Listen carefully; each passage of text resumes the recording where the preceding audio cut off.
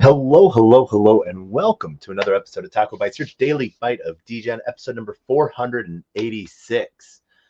That means we're 14 away from 500. What? Are we going to do anything for that, for 500? I don't know. I don't know if we should do anything for 500.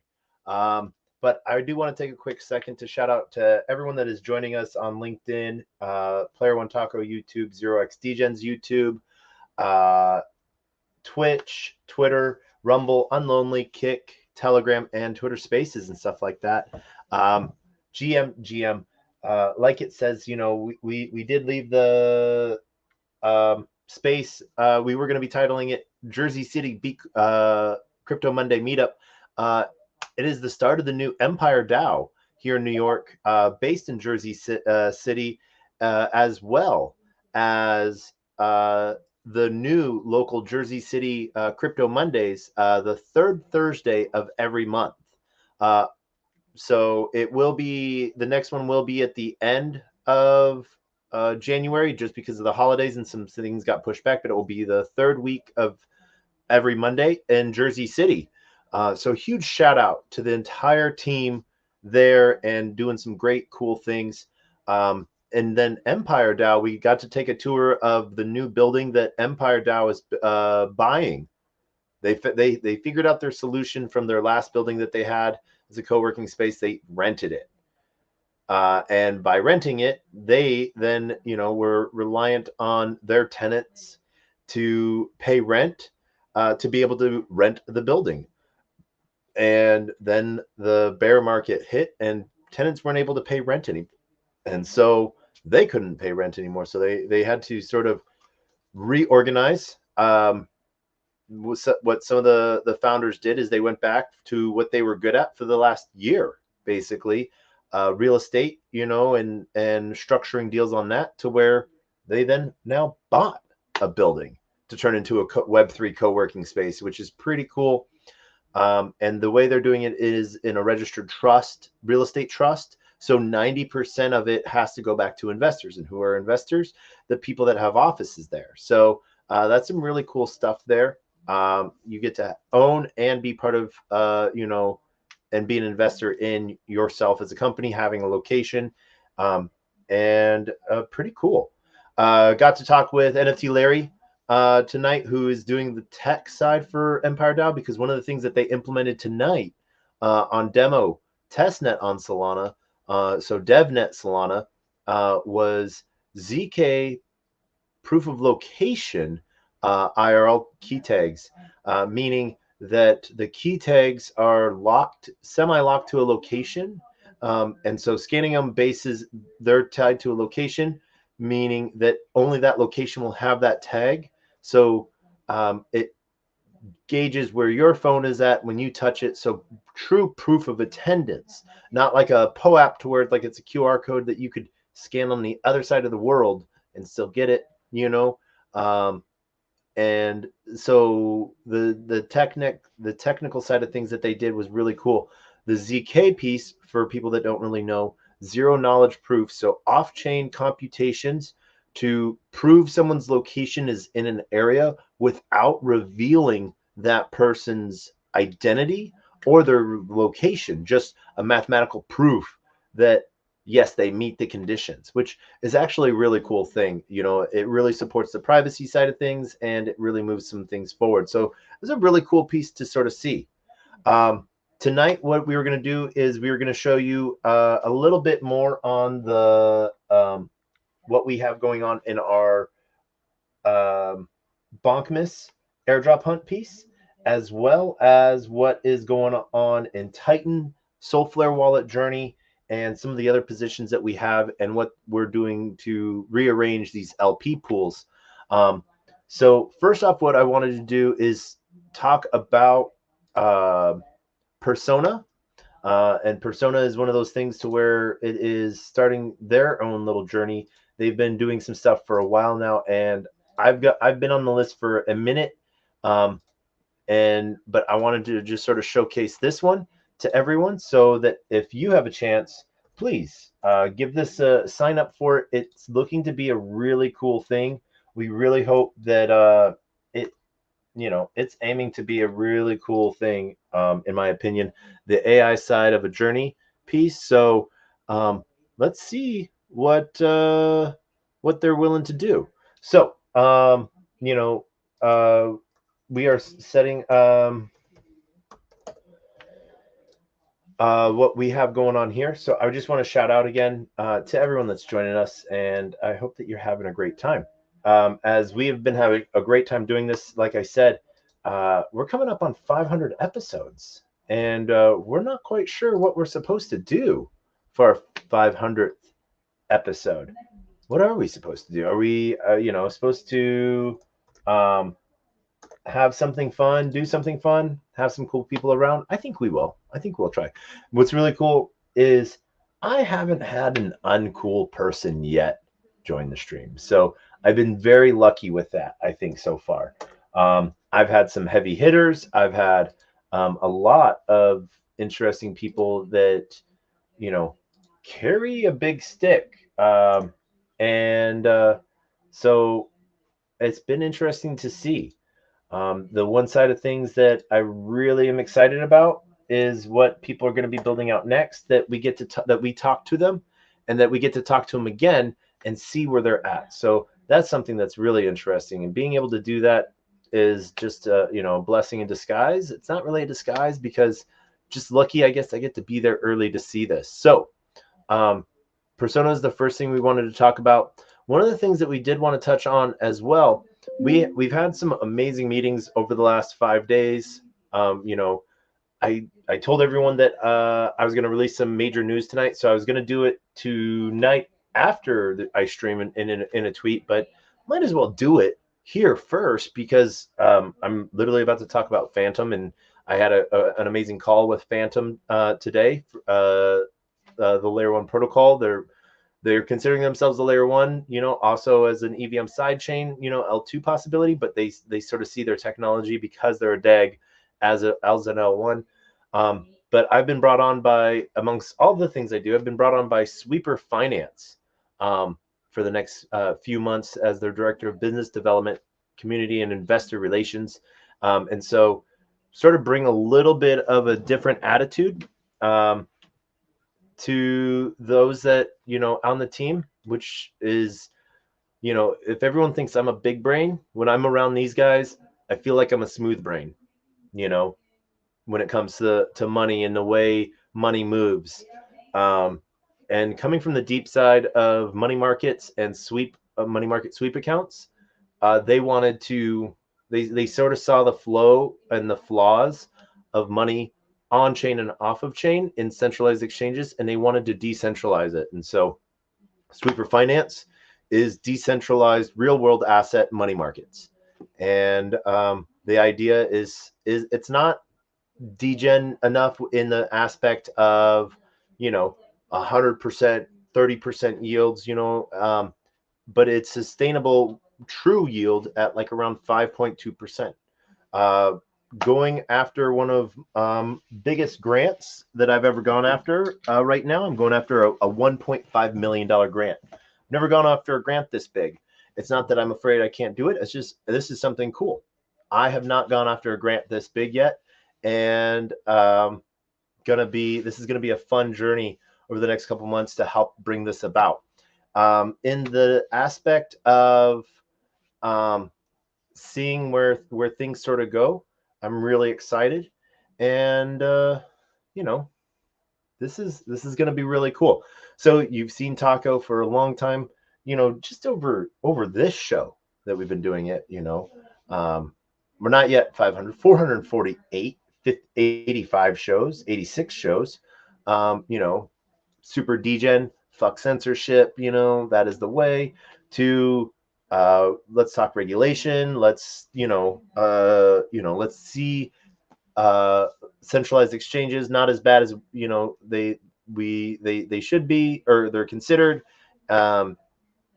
Privacy coins could be a use case. ZK has a use case.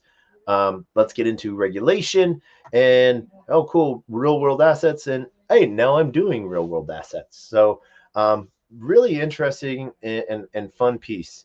But the reason why I brought up Phantom tonight is because Phantom actually has an incubator that they are launching, part of their Sonic Labs incubator. And this is the enrollment period for this goes until February 5th.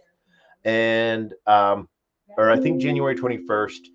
February 5th is when the winners are announced, and so there's still a month left to submit your project and your ideas, whether it's ideation, whether it's in development or pre-build MVP, or just breaking ground and needing a boost. But Sonic Labs from is a really they've laid out a really good foundation, I think. And so I think that there's a good opportunity for people to learn a lot. And I really would love to, know that someone found this, that Phantom will allow them to really sort of get a good piece into this, and really support their on-chain build. I think this would be a good opportunity for any founder or anyone looking to build something out, or even go find a team to be part of. So I think that this is an amazing opportunity. And since I learned about it today, I wanted to share it with you, because it's sort of what I do. So yes, as you can see, we have a couple things that we have to do here on our. We got to find Hannah Persona on Twitter. So let's go see. Let's go find these people on Twitter real quick and find them and follow them so we can finish our new persona tasks. And do. Oh, we're already following. And then follow Spike. We are following Spike. I think we might be already on this. I think we might have already done this, but that's okay. It's always good to sort of check on these things. Yep, we are on Persona Journey, and we are in the Discord. So we've got a couple points. So we are not yet on the whitelist in any way, shape, or form, but we have some activity that we're ready for to go. So let's see what they have coming out here next. They're going to be doing some really cool stuff. I hope that you have a fun time looking at them and that you see some really cool things there. Let's see. We got a good old friend that we haven't had that's wanting to join us on stage on Twitter. GM. Mr. Cadena himself. GM Taco, how are you? It is a good day. How about you, man? It is a good day. Crypto's still here. Elizabeth Warren hasn't killed us, so it's good. Yeah, it is. It is good. How goes it with you?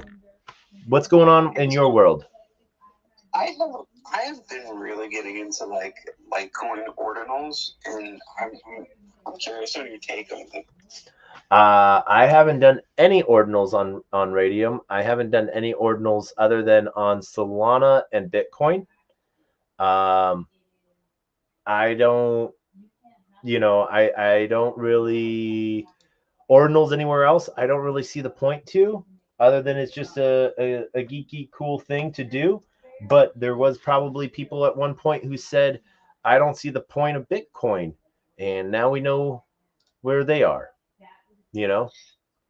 Whenever I met Max, I was actually at the Oceans mining event 3 weeks ago. They were here in Greenville, South Carolina, of all fucking places.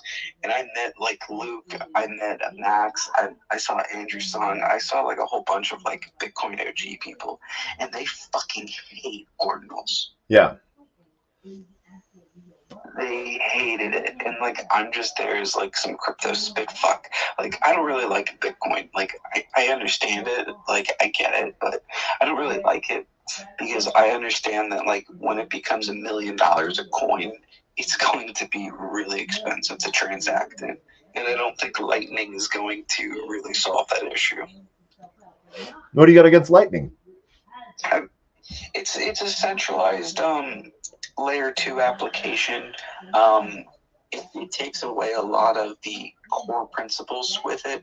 I mean, if you were to say, hey, we're going to go to a Lightning wallet and I'm going to send it to you unconfirmed, I mean, you don't really own the coins, dog. Yeah. I mean, that's no difference than just using USDT on Tron. Yeah, well, you can bridge that USDT anywhere. And you can is able to be retracted. So USDT is able to be retracted anywhere. So is USDC. Correct, and same with, and I suspect soon to be Bitcoin on Lightning. Soon to be, I suspect. I don't think I would see like Joshua allowing a core change like that. I don't know with these guys because I see these guys really taking a weird toll. When I look at Luke on Twitter, he is talking about how he wants to change like the algorithm.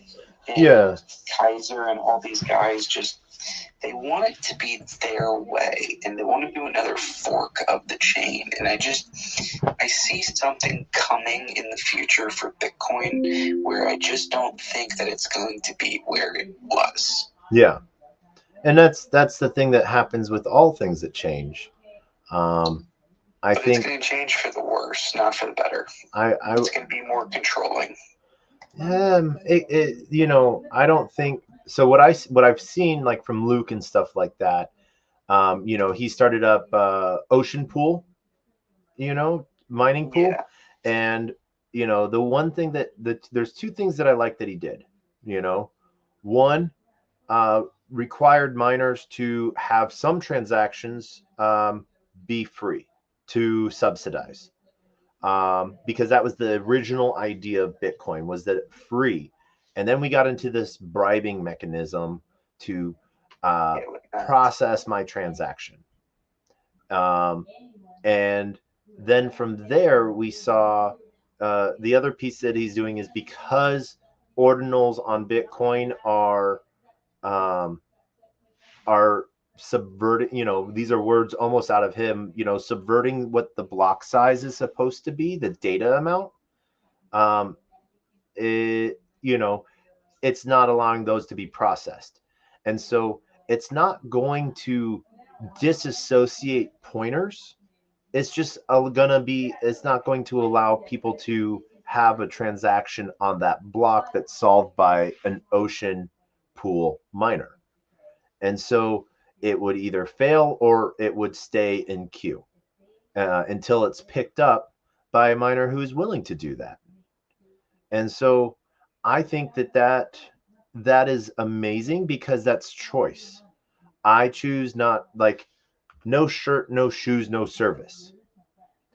And so, yes, it does not change the consensus. It just changes what kind of transactions they're willing to do, because they want it to be faster. And so if transactions, that's a slippery slope in my opinion.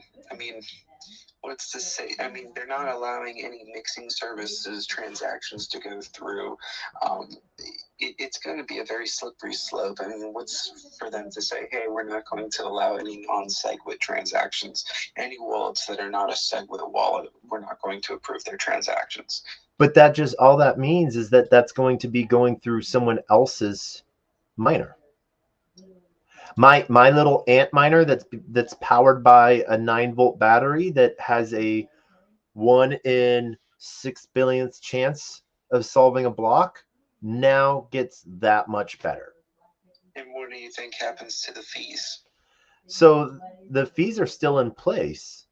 Do you think the fees go down or go up because of that? Well, I think people might try to bribe higher rates, and what does that mean for a normal transaction? Well, that means nothing. No, because a bribe is separate than a transaction fee. There's gas and there's a bribe. Transact on the network. The cost on to be validated by that pool. So if you don't put in, if you have something that wouldn't be allowed on that pool, you just will automatically be routed to another pool that does, or miner that does allow for that. And if there's less miners that approve that, then it boons them. And I don't think. You know how long an unconfirmed transaction bouncing around the mempool would take? Well, it would take at least a day. 20 minutes, because 2 blocks. Because even if you do an unconfirmed transaction on the main chain on Bitcoin, and unconfirmed, it would take 60 minutes. It takes 6 confirmations, and each block time is 10 minutes. True. Okay. But yeah, 6 confirmations. But that's if it keeps getting sequenced in the next block. It's orphaned. It wouldn't get orphaned. It would get reordered. Because it's just waiting for the next queue to be processed. And if it gets orphaned, then it just has to, what would happen would be what's the, oh my gosh, why do it turns into an uncle if it goes to a second block, and it then. So then your transaction time has gone twice. And it reverts. 2 hours for a transaction to go through. How are we going to power the world of finance when a transaction is going to take at least realistically 1 hour to 2 hours? Well, that's so two things on that. One, Bitcoin isn't going to be the layer that transacts and solves world finance. We proved that a long time ago. Now, do not get me wrong when I say that Bitcoin is not a store of value. I am not disputing the dominance and the power of Bitcoin. But what has been proven is that transaction processing speed, requires more than. For a lot of things, you can say Solana would be a store of value. You could say Ethereum is a store of value. Store of value is speculative onto the person, really. I mean, one person might think baseball cards are a store of value. A mechanic might think his toolbox is a store of value. Store of value is just speculative. Yeah, I would agree with that. But in the same concept, though, we would see. I think we would see.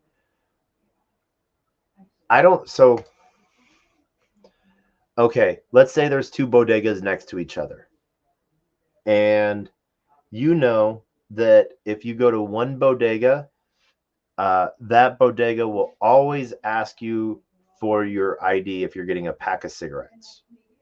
The other bodega, doesn't ask for your ID because they know you're 70 years old. Now, both bodegas, will sell you cigarettes, but let's say you need a special brand of cigarettes. Are you going to stand outside the bodega that doesn't have your brand of cigarettes? Or are you going to go to the bodega that you're going to have to, fish around and make sure you have your ID to prove your age to get your pack of cigarettes? Well, I understand the correlation that you're making. Mm-hmm. My correlation is the Bitcoin transactions from the miners. Yeah. They're picking and choosing which ones to approve and which ones to not approve. That can go down a very slippery slope.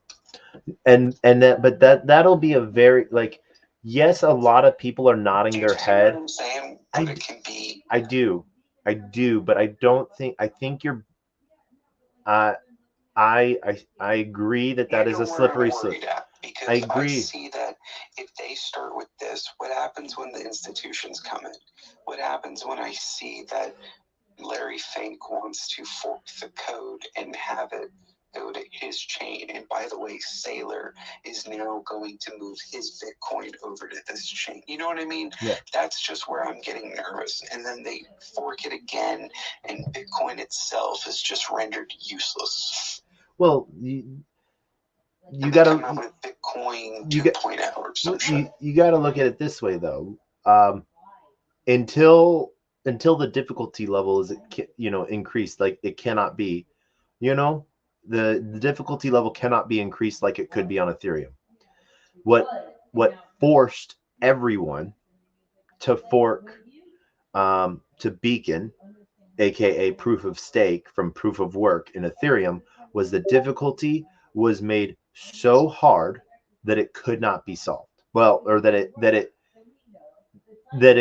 couldn't, that it, you know what I mean. It could not be economically solved, you know, in no matter how much you put behind it, unless it was a small country, or even you know, a few small countries, to solve that difficulty power. Now, in the upside of that, we also look at when Ethereum forked the first time. You know, we and it still ran and it still runs today. Ethereum Classic. So there's still money on it. There's still people transacting on it. There's still people doing degen stuff on it. There's still people that have dexes and NFT marketplaces on it, you know. But ETH is its own thing. Now, or ETH Classic. Yeah, I apologize. ETH Classic. Yep, ETH Classic. So it still has its own ecosystem. Now, what if Larry Fink is going to fork Bitcoin, he can't move all of that value over. All the value has to follow. Because if everyone's still, like look at a good example, Pulse Chain. Okay. On May 13th, Richard Hart launched Pulse Chain, which was an exact copy of Ethereum. You had every token, everything that you have in your wallet on May 11th, you have in your Pulse Chain wallet. Pulse Chain is just another EVM chain, so all you have to do is add the RPCs like you're adding Polygon or anything else. So the only people outside of like a few degens outside, they went over and they took their Pepe bags and they dumped it on PLS, and then they bridged out as soon as there were bridges, but no one used it. And that doesn't mean that Pulse Chain is vaporware, a ghost chain. There's a lot of stuff that's building on it and still thriving on it. But there wasn't any true value on it because there was no bridge to it. Until there was a bridge, then people started locking up and putting up real assets from layer 2s and layer 1s and bridging them in. And so a Bitcoin fork would require a couple things. One, it would require a bridge. It would require people to use that bridge to lock up their assets, elsewhere, to put value behind Bitcoin. But if they forked Bitcoin, they would have to go back and get rid of every inscription on Bitcoin. So that means that they would erase the original inscriptions that were put on Bitcoin. Now, it would no longer be Bitcoin. Like we have Bitcoin Cash, Bitcoin, like all of the other forks of Bitcoin. It's very easy to spin up a fork of Bitcoin. No one's going to use it because there's no value on it, because there's no one on it. I don't think that that's a Kool-Aid that everyone would drink, if that makes sense. It is a possible Kool-Aid, but from the aspect of, because if Larry Fink did it or anything like that, then guess who would get their hands on it and have their hands all over it and say it's theirs then? The SEC. The SEC, yeah. I just feel that it's a very slippery slope. I feel like it's not going to happen tomorrow, but I feel like if we start kicking off people that are using mixers from pools, and we start putting that as the new precedent, I just feel that it's going to go down a very dark hole. Well, so what's really hilarious is, there was at one point 63% of validators were compliant with OFAC. I think that number, I will go check, but I think it's in like the 30s now. But I'm actually going to Google this. How many nodes are now OFAC compliant? I think I spelled compliant wrong. Oh, so it says 51%. So it's gone down. Nope. Okay, so 51% is old news. The new news is only 29% of all blocks on Ethereum are being censored due to OFAC sanctions. So the number has gone down on how many are. Yeah. So this is October 14th, 2022. 51% was OFAC compliant. May 13th, May 10th of 2023, only 29%. And that number was going down. The reason why, because like you said, I think it was one of those things that was done out of knee-jerk reaction to appease and like, oh yeah, we should be blocking terrorists. And then it's like, oh wait, they're not just blocking they're just like trying to censor. So yeah, let's not do that. I'm not a fan of Ethereum. I mined it all the way up to the day it stopped, and I saw where it was going when it went to proof of stake, and I feel that privacy and anonymity is going to be such a huge play for 2024 and 2025 that XMR is really going to shine. I really do believe that. So you said Axelar? No, XMR. Oh, XMR. Okay. I was going to say, I got some alpha tonight on Axelar.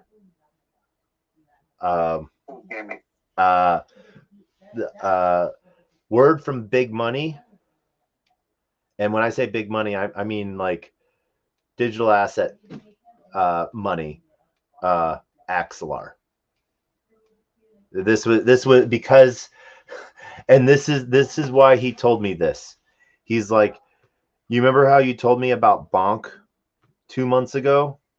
And for the fuck of it, just for the shits and giggles, because I wanted to see how good your alpha was, I went and bought $2,000 worth of Bonk 2 months ago.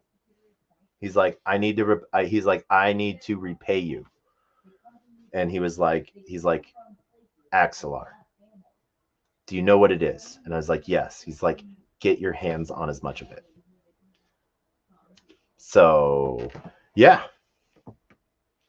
Very nice. You know? Very nice. So, yeah. And I personally, I love Axelar. I've bought it from like 30 cents, and I haven't bought any since it was at 70-ish cents, and it's like at $1 right now. But yeah, and my company now that I'm part of is using Layer 0, and it's the classic. What do you classify as Layer 0? The company Layer 0, single interoperable contract Layer 0. The company. Okay. So they use terminology as their company name. So they were the first to do it. So they win that. They win that battle. But that's why I like Polkadot, because I love the terminology substrate. And that's because substrate to me, when I say one of the first things that pop in my mind is the ground that things grow in. Did I ever tell you the way I explain Polkadot to people? No, tell me. Oh, it's been a minute. All right. So I think of chains like trees, forks, branches, ecosystems, things, bugs, tokens, projects living on these trees.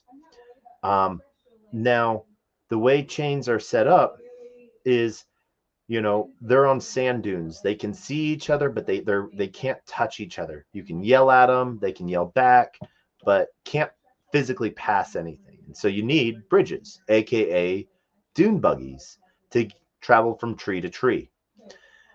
The thing with dune buggies is they get stuck in the sand, they run out of gas, they break down, or they get attacked by pirates.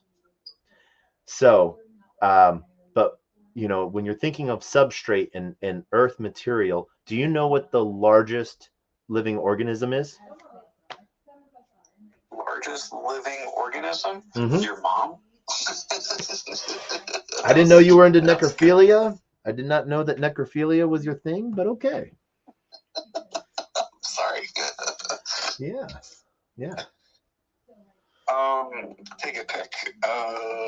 Largest, I would say great whale. No.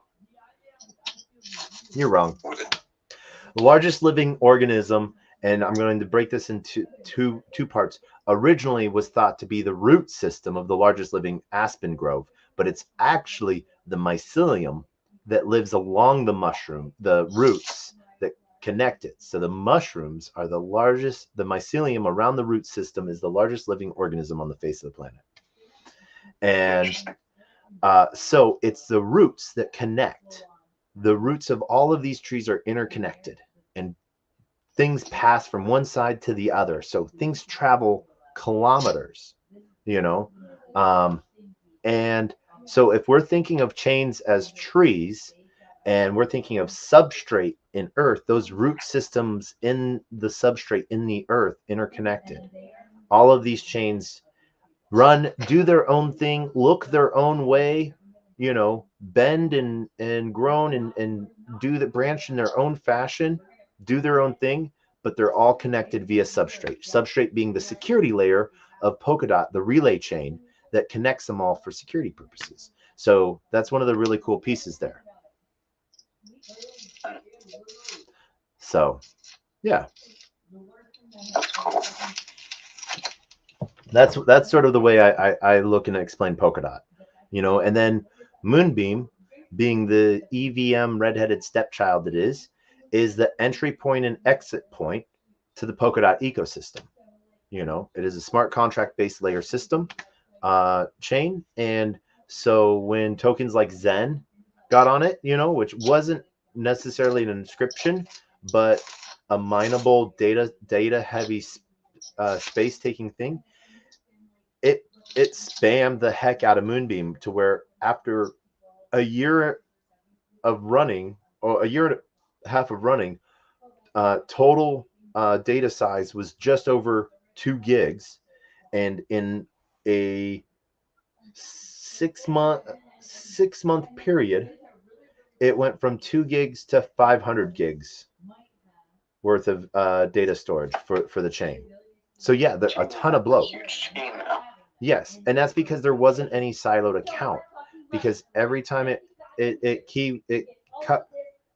keeps it all together, And so back to the Luke thing, back to the mining side on Ocean. Yeah. Like I'll see shit that like Luke says. It's like Bitcoin was not designed to fight against government, and libertarianism is a sin. Like this guy doesn't scare you at all. Like it doesn't give you any red flags. Luke? Like, Luke totally, like it, he totally has, he doesn't even have laser eyes. He has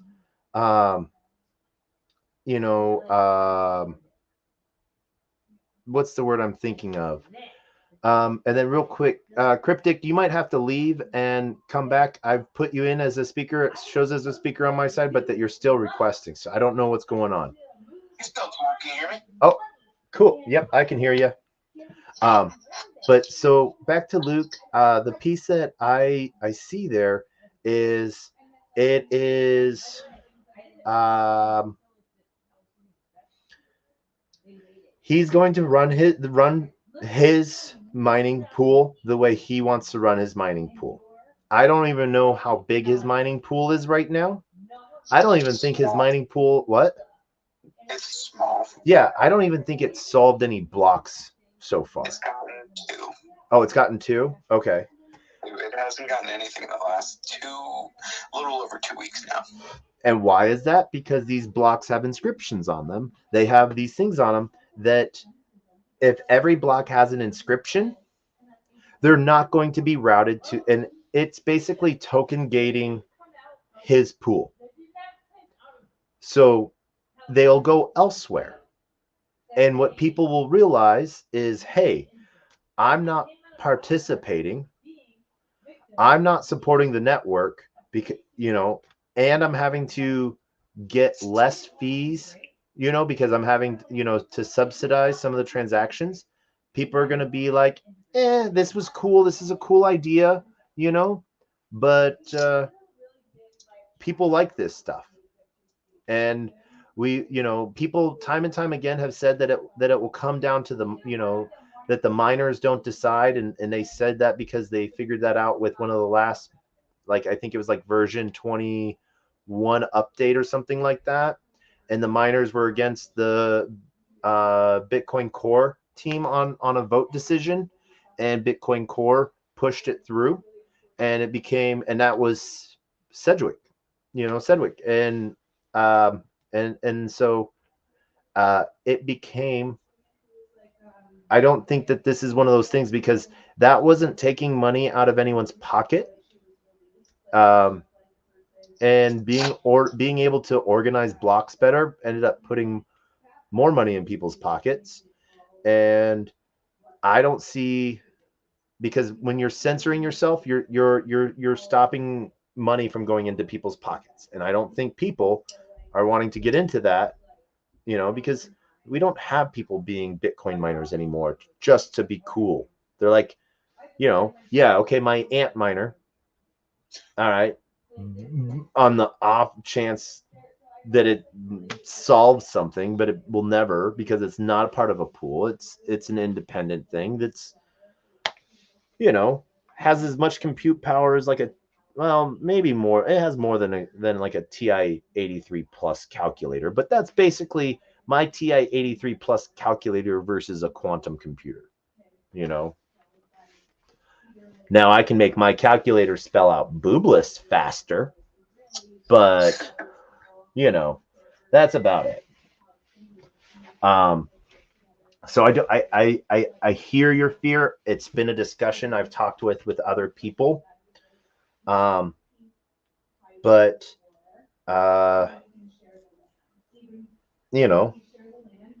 unless someone ends up getting 51% control, you really can't force anyone to do that. Cryptic, I see the hand. I respect the hand. What's up, man? What's up, Taco? How you doing? How you doing, everybody in space? Well, nice chatting, man. Good stuff, man. Yeah. I had a question, good sir. What was that one you were saying? Axier? The ones you mentioned earlier? Axelar. What's the ticker symbol for that, by any chance? AXELAR. ELLR? No, ax, like AXELAR.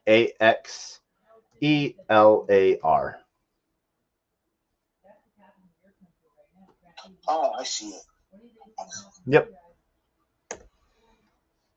Current ticker. I see this on my radar, and I was like scratching my head. And I was like, "Ooh, what is this?" Yeah. Okay. AXL is the current ticker.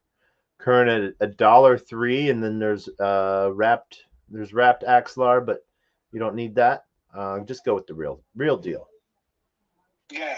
I also bought a Bobcat 300. Okay. To mine helium. All right. And also,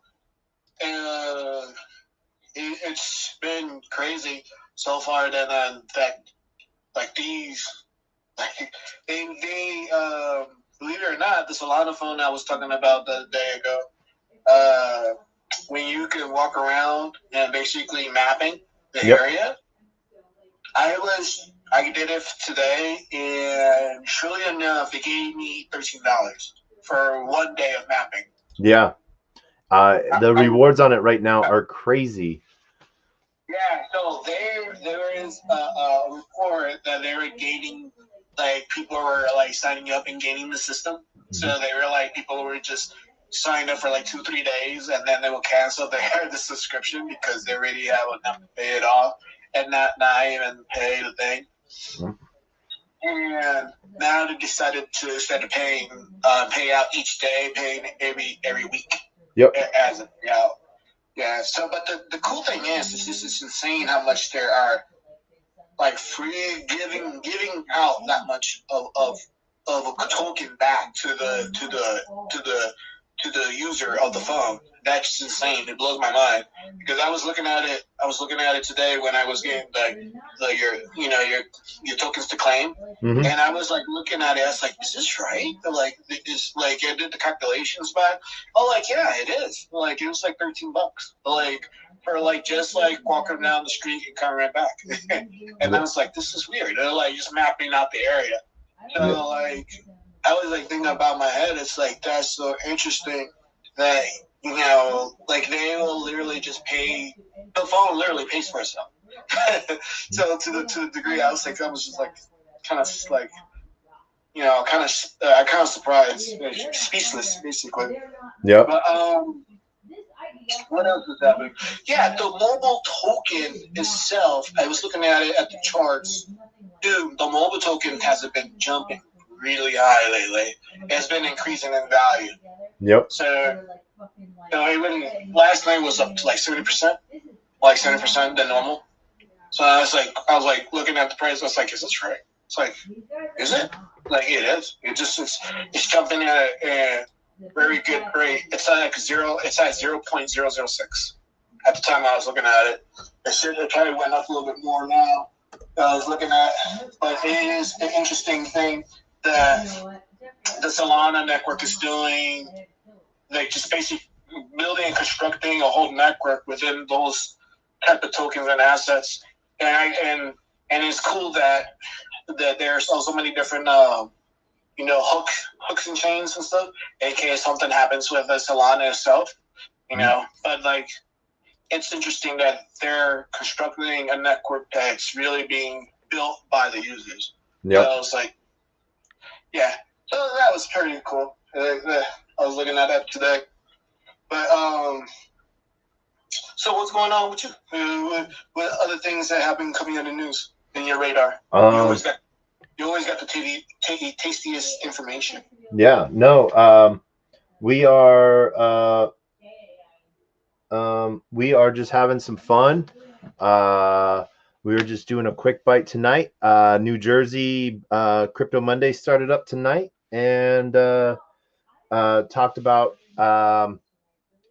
some cool stuff that is going on in Phantom and Phantom Foundation with their new incubator that they're launching, Sonic Labs.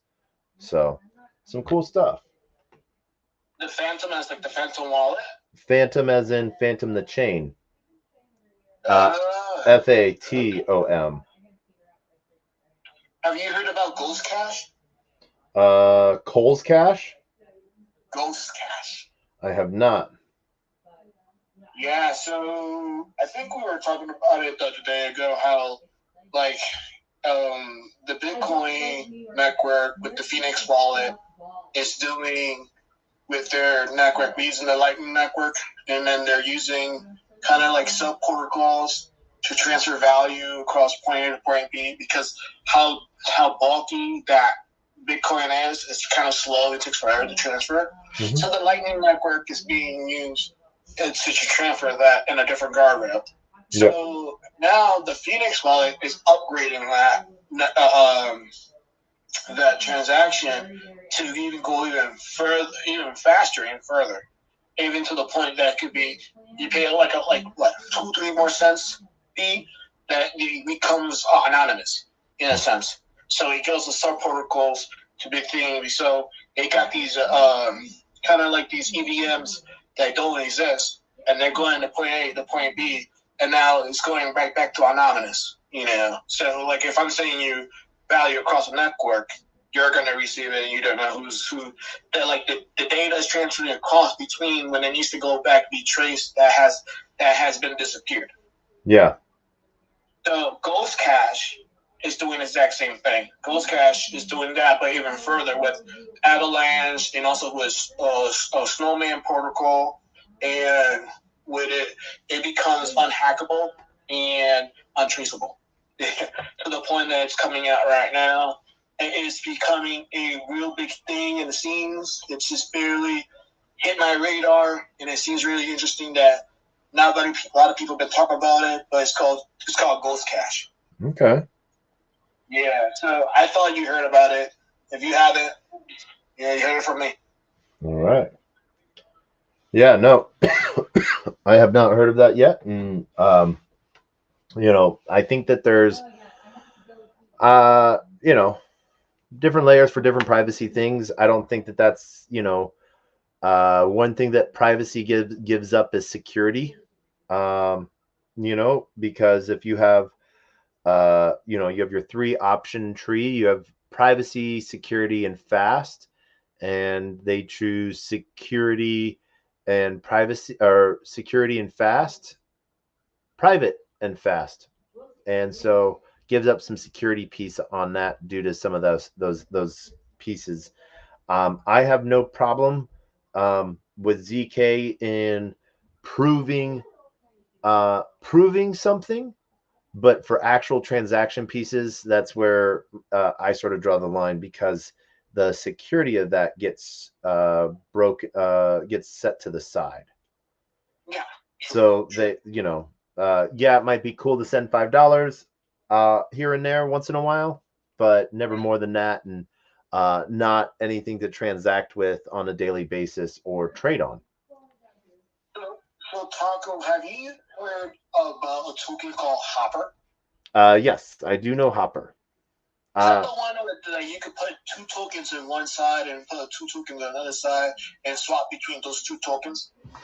No, so the idea behind Hopper is RPCs, private RPCs. Mm-hmm. And so that when you're queuing a transaction, a lot of times it will give up your IP data or anything like that, depending on what type of like Infura contract is being used. And it will hop multiple RPC. It will hop multiple, basically VPN your transaction in a way. That's the super short, barbaric explanation. I had the wrong one I was talking about. That's like Hopper is basically trying to build another version of the internet. Yeah. And that's that one. No, there is another one I was looking at. It was kind of interesting. Was it Squid? Yes, it is Squid. So Squid Router. Squid Router is basically they're the power behind Axelar. So Axelar powers Squid Router. So Squid Router is basically, instead of locking up a token and issuing it over here, and then there's a whole bunch of value locked up. It takes your token, your dollar here, and it gives you a dollar over there, and it puts the dollar that you gave over here back into circulation as it sells it for something else, and it keeps it moving around. So the idea is there's no super amount of locked liquidity in any one location, because they're providing liquidity on multiple chains. So that was the one I wanted to know about. That was just so weird because it was like 2 sides and one. There was 2 tokens on one side and then 2 tokens on the other side, and I was like looking at it. I was like, this is just new to me. Like, swapping two coins. Normally is one to another. It's just a pair, but this is quadruple. It's 2 sides, 2 pairs on one side and 2 other ones, and that was for me. It was pretty new to me, and I didn't know how the mechanism worked on that. So thanks, thanks for the info, man. Yeah, and that allows them to arbitrage between chains a lot quicker and faster, and that's sort of what my protocol, Sweeper Finance, is doing. But my protocol is doing that in just stable dollars through one of the Squid Router / Axelar competitors, layer 0, and we're doing the same thing of arbitraging dollars. So if there's a micro change on one chain, you know, if dollars are cheaper, we buy them and then bring them to a chain where they're slightly more expensive to get that yield. Or if those dollars are more expensive and are the dollars we got at a cheaper price, we'll sell them to buy them cheaper somewhere else. Yeah, So I just looked at it and I was like, this was like so much of a new like step between how you do things in swapping, and I was like, I wouldn't know how to use this properly. So it was just like a version 2.0 on the normally we do between swapping the features, and I was like, oh, okay, it's like this is pretty gnarly, you know. I haven't seen anything like that before. Yep. There's some cool stuff going on there. So yeah. Boop boop. 90 days. We're giving out some rewards. This is what we're doing. Doop doop. Boop boop. No, we wanted to give rewards. Yeah, no, there's interesting stuff building all the way around everywhere, all the time. So really excited to sort of see what's coming out. How you been doing with Bonk? Good. Trading Bonk. Doing the Bonk. You've been doing the list? I've done the list a couple times. So when you do a list, does it get checked across that you did it, or does it still leaves you the X? So they did a snapshot on the 18th, and they'll be doing another snapshot on the 23rd. But does when you do one of the things on the list, does it get checked off, or does it still just give you an X? Not when you do it. It's they update it when they do their snapshot. So their final snapshot isn't until the 23rd. Okay, so I was trying to do multiple of them, and then me wondering why is it not checked off. And I was like, man, I think this is broken. Yeah. So I stopped doing some of those things because I thought it was something wrong between the code. So I really kept not doing it at all because I thought it was something really weird. So yeah. I stopped. So I think what the snapshot was today, right? Yesterday, I think. Yesterday. Okay. Yep. So I need to look again on my little thing. Yeah, so it has been interesting between the thing, and they tell you too. Like if you like it says on the list, like if some of the stuff is too hard, just hold, and you still be rewarded some way somehow within the Bonk token itself. Yep. You won't just get enough. You won't get as much as you did the list. Yep. So, but also there were some things that really got me disappointed with the there's a purchase, you gotta purchase NFTs or stuff like that, and there's some NFTs that been purchased out, and there's just a ridiculous amount of NFTs for the price for the NFTs because now they put it in a secondary market. Yeah. So I was like, this is they originally sold for 10 million bonk when 10 million bonk was $5. So they're doing it in an aspect of they're doing some cool stuff, but yeah. So on the bot one, you must have Solana just to make those transactions within the bot, right? Mm-hmm. To work properly. If it doesn't have enough Solana in it, the transaction won't work properly. Are you talking about the Bonk bot? Yeah. So to activate that, you need to send a minimum of 1 SOL. I did that already. Okay. Yep. It wasn't one. It was just enough to hold the purchases. Well, yeah. To check get that one checked off, you need to send 1 SOL. Oh, really? Yep. You can send that SOL back to yourself, but you need to send 1 SOL. I don't only have one soul. Yeah. It's mine. Yeah. All right, sure. Now I understand. Yep. Yeah. So.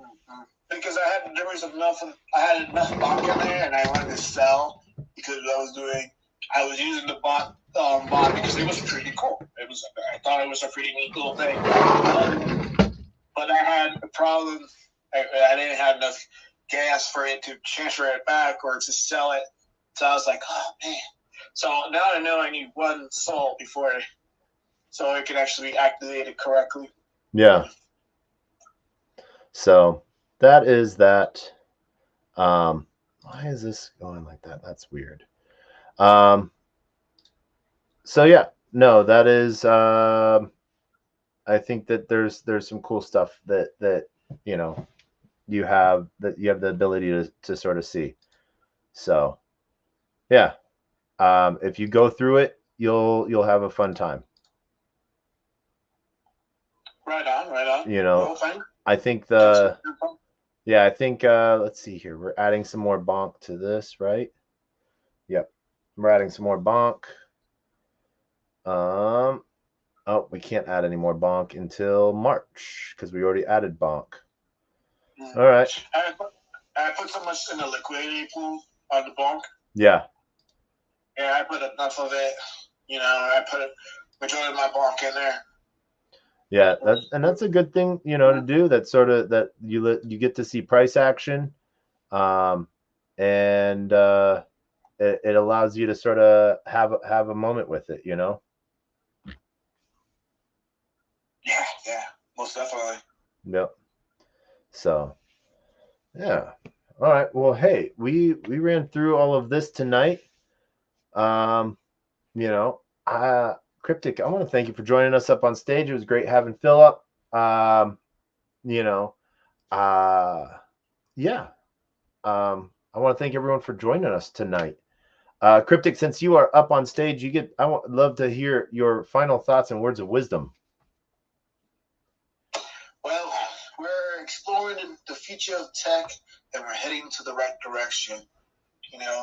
Patience and concentration and doing great research with the community is always a plus. I think staying positive, staying motivated, and not giving up on the research will kind of lead you to a better future in the long run. Yeah. And especially coming to these spaces with you, Taco, and everybody else in the space, and everybody who's listening or video chat or whatever, thank you for coming by. And the more we come together and share our knowledge, the stronger we get as a community. Nope, definitely.